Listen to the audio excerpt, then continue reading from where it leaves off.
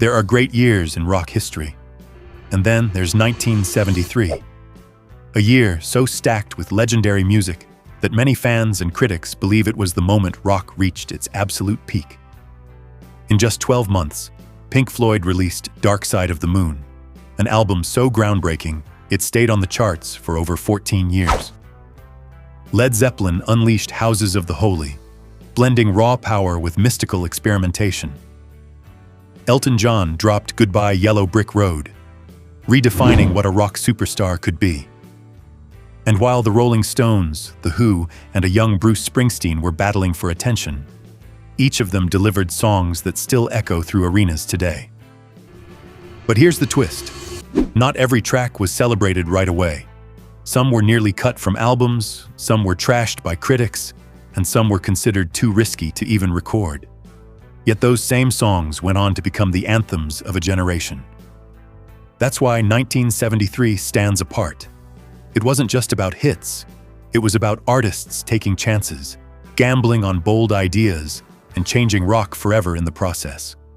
So join us as we count down 10 unforgettable songs from 1973, the year rock reached its peak. Number 10, Aerosmith, Dream On. Sing with me, sing for the year, sing for the laughter, sing for the tear. In 1973, a relatively unknown Boston band called Aerosmith released a haunting ballad that would eventually define their career, Dream On. At the time, few could have guessed that this track would become one of the most enduring anthems in rock history. But buried inside Aerosmith's debut album was a song unlike anything else they had recorded, a slow-building epic that blended vulnerability with raw power. Steven Tyler wrote Dream On when he was just a teenager, years before the band even hit the studio. He later admitted that he never expected it to become their breakthrough.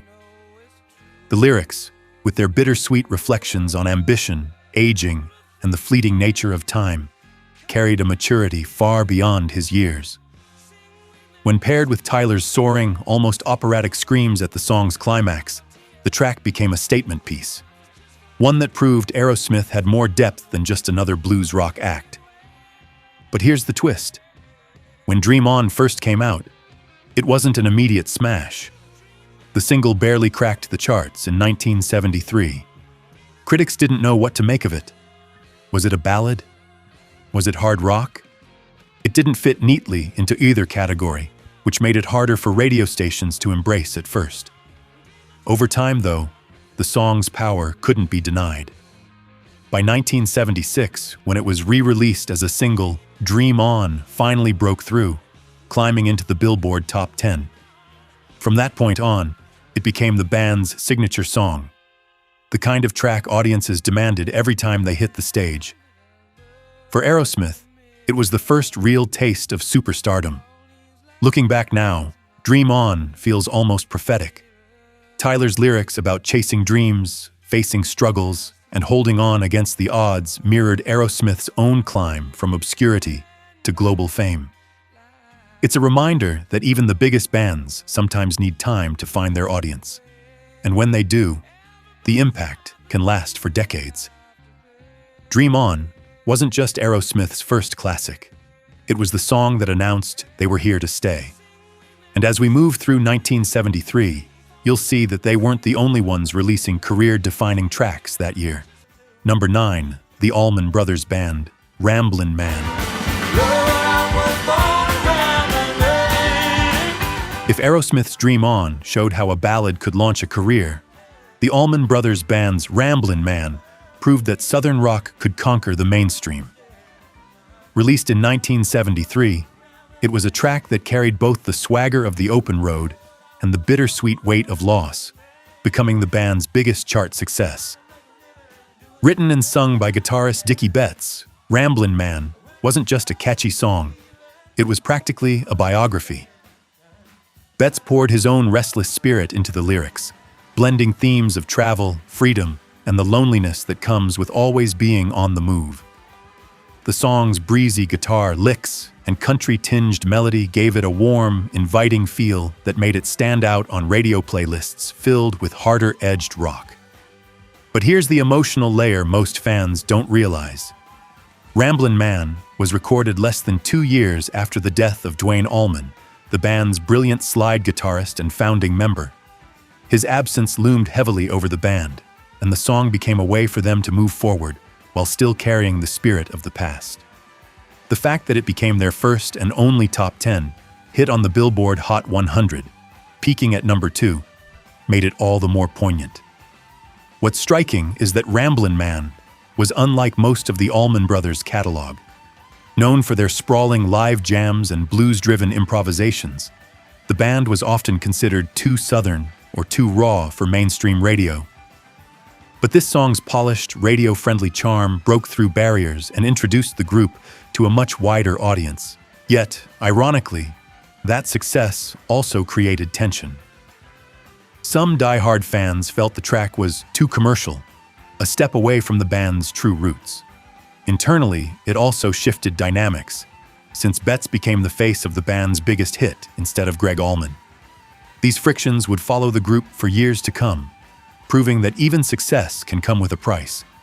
Still, Ramblin' Man remains a cornerstone of 1973, a song that captured the restless spirit of the road, bridged the gap between rock and country, and gave the Allman Brothers their one shining moment at the very top of the charts. Number 8, The Who, Love Reign O'er Me.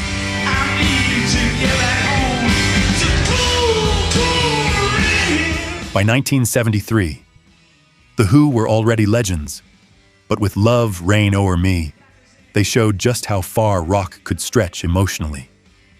Released as the epic closing track of their rock opera Quadrophenia, this wasn't just another Who song. It was a thunderstorm of sound, drama, and raw vulnerability that pushed the boundaries of what a rock ballad could be.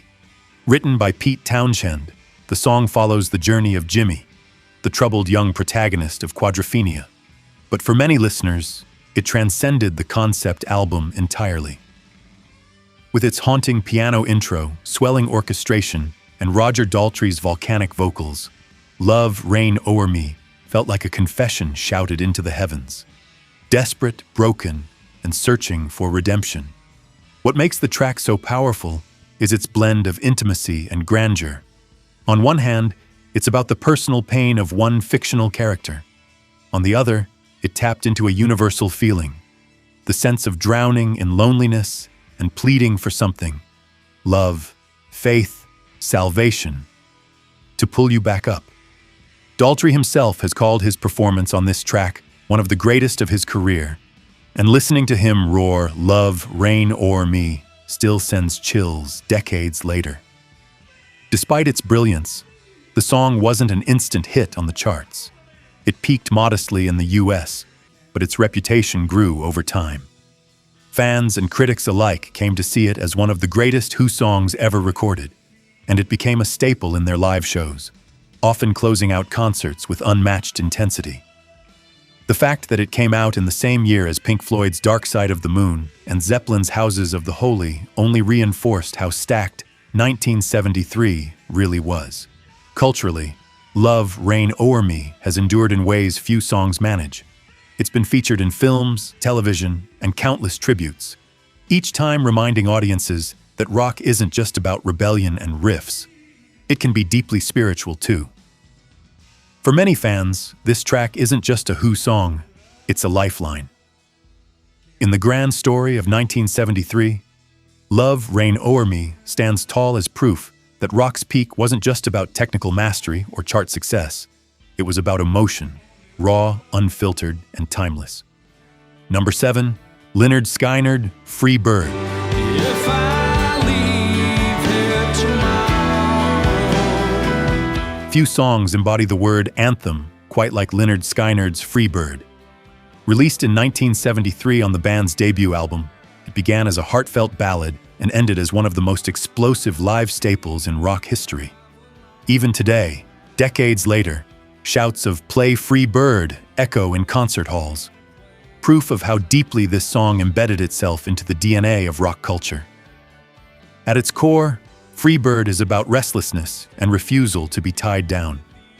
Written by Alan Collins and Ronnie Van Zant, the lyrics began as a response to a girlfriend's question, "If I leave here tomorrow, Would You Still Remember Me?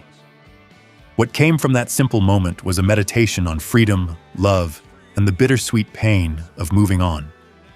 It was deeply Southern in spirit, yet universal in its yearning for independence. The song's power, though, comes from its structure. The first half is a tender ballad, carried by Van Zant's soulful vocals and the band's gentle instrumentation. But then, it transforms, erupting into a 4-minute guitar duel that feels more like a hurricane than a song. Collins's and Gary Rossington's twin guitar attack turned Free Bird into one of the longest and most iconic solos in rock, cementing it as a rite of passage for air guitarists everywhere. When it first dropped, Free Bird didn't explode instantly on the charts, peaking at a modest number 19 on Billboard. But on stage, the song grew into a monster. Stretching past 10 minutes in live performances, it became the band's showstopper. The kind of track that left audiences drained, awed, and demanding encores. Its reputation as one of the greatest live songs ever written only grew with time. There's also a haunting irony to Free Bird. After the 1977 plane crash that killed Ronnie Van Zant, Steve Gaines, and Cassie Gaines, the song took on a new weight. What was once a defiant anthem of freedom became, for many fans, a chilling tribute to the band members who never made it home. Every performance since has carried that sense of loss and immortality intertwined. Free Bird isn't just another classic from 1973. It's a song that transcends the year, the charts, and even the band itself. It's become shorthand for rock freedom, a symbol of everything wild, tragic, and timeless about Lynyrd Skynyrd's legacy. Number 6, Elton John, Goodbye Yellow Brick Road.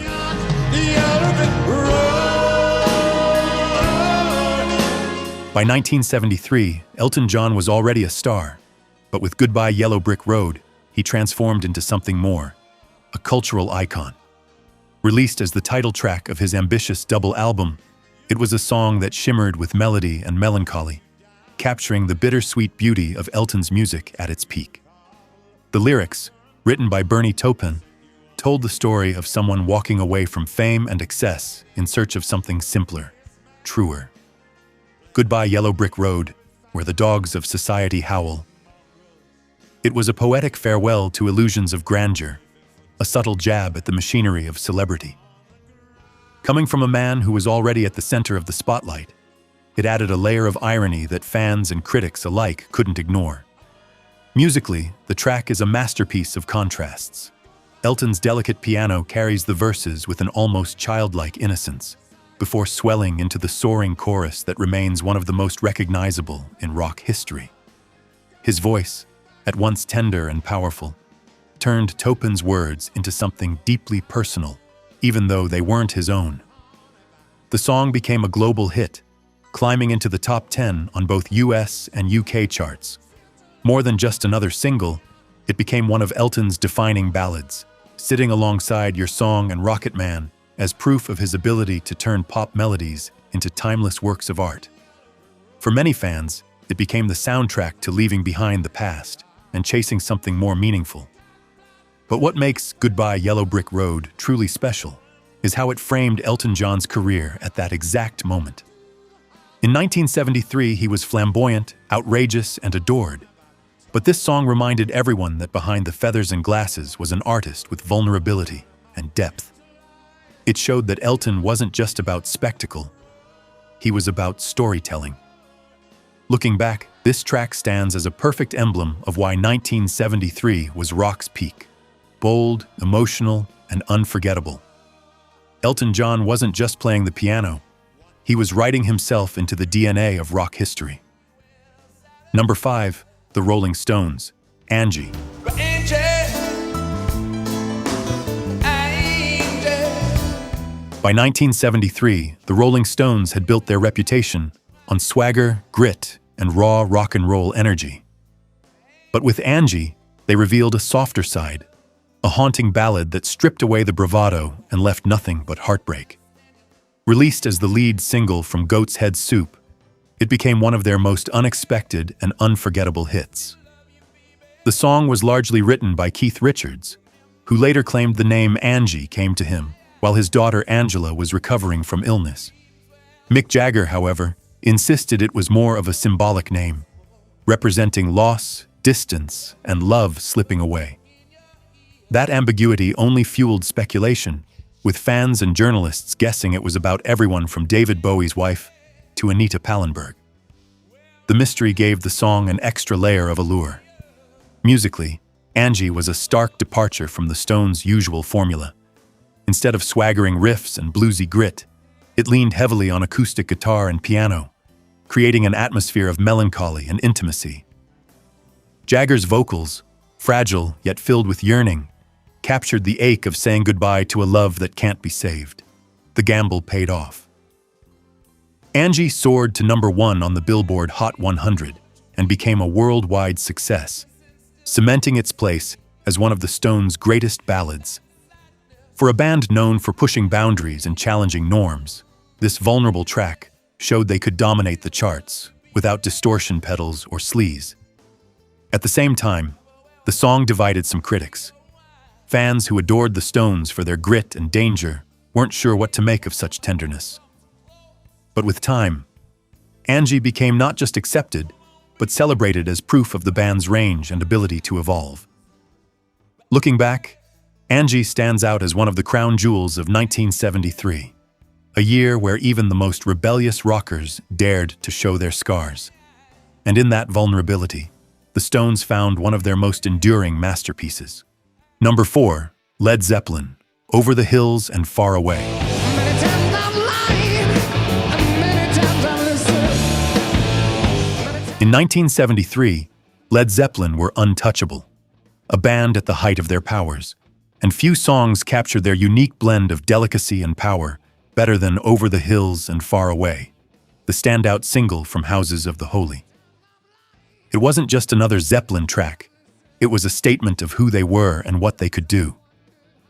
The song opens deceptively soft, with Jimmy Page's acoustic guitar creating a pastoral calm.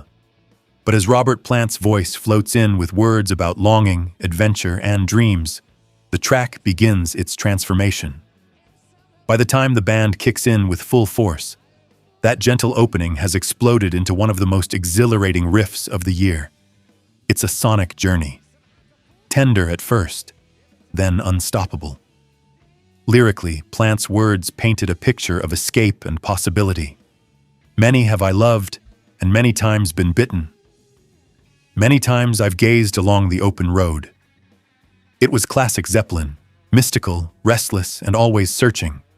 The combination of Page's intricate guitar work, John Paul Jones's bass, and John Bonham's thunderous drumming made the track feel both intimate and colossal. Commercially, Over the Hills and Far Away climbed into the Billboard Hot 100, but like many Zeppelin songs, its true power wasn't in chart numbers.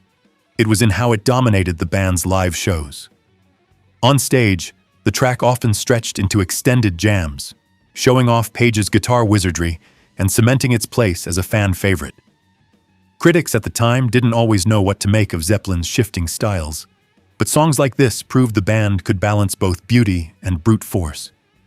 It wasn't just loud rock. It was carefully crafted, layered music that pushed boundaries without losing its primal punch. Looking back, Over the Hills and Far Away is more than just a highlight of Houses of the Holy. It's a snapshot of Zeppelin at their absolute peak. In 1973, no one else could make a song that felt this epic and this effortless at the same time. #3, Pink Floyd, Time. Kicking around on a piece of ground in your hometown. When Pink Floyd released Dark Side of the Moon in 1973, they weren't just putting out another record. They were reshaping what rock could be. Among its many masterpieces, Time stands out as one of the most profound songs ever written about life itself. Opening with the eerie chiming of clocks, a soundscape created by recording dozens of real timepieces, the track instantly sets the mood. It's not just a gimmick, it's a reminder of life's relentless ticking. David Gilmour and Richard Wright share vocal duties, weaving together lyrics that reflect on wasted youth, sudden aging, and the fear of realizing it's too late to change. Musically, Time is quintessential Floyd, The slow build of Nick Mason's drums, the atmospheric keys, and Gilmour's searing guitar solo create a sound that feels both cosmic and deeply personal. The solo in particular has become one of the most celebrated in rock history, not for speed or flash, but for pure, aching emotion. The song didn't climb charts as a single, but its impact has lasted far longer than many number-one hits. It became a cornerstone of Floyd's live shows and a fan favorite, proof that music doesn't need radio success to achieve immortality. Looking back, Time isn't just a highlight of Dark Side of the Moon. It's one of the definitive tracks of 1973. It captured the existential dread of an entire generation, reminding listeners that life doesn't wait. And half a century later, its message feels just as urgent. Number 2, Bruce Springsteen, Rosalita. In 1973, Bruce Springsteen was still a hungry newcomer, trying to carve out a place in the crowded world of rock. But with Rosalita, Come Out Tonight, from his second album, The Wild, The Innocent, and The E Street Shuffle, he gave the world a glimpse of the superstar he was about to become. The song is a 7-minute explosion of energy, part love story, part teenage rebellion, and part rock and roll celebration. Springsteen tells the tale of sneaking away with his girlfriend Rosalita, despite her disapproving parents. It's youthful, defiant, and filled with the kind of humor and charm that would later define his career. Musically, Rosalita captures the magic of the E Street Band firing on all cylinders. Clarence Clemons' saxophone blares with joyous abandon, while the band's layered instrumentation creates a wall of sound that feels both chaotic and perfectly orchestrated. It's less a polished single and more a party captured on tape. Though it never charted as a hit, Rosalita became a fan favorite and a centerpiece of Springsteen's legendary live shows. For years, it was the moment audiences waited for, the song that turned concerts into all-night celebrations of love and freedom. It wasn't just performed, it was lived. It wasn't Bruce's commercial breakthrough, but it was the moment his identity as the boss came into focus. In the grand story of 1973, it stands as proof that even before fame found him, Springsteen already knew how to capture the heart and spirit of rock and roll. Number 1, Pink Floyd, Money.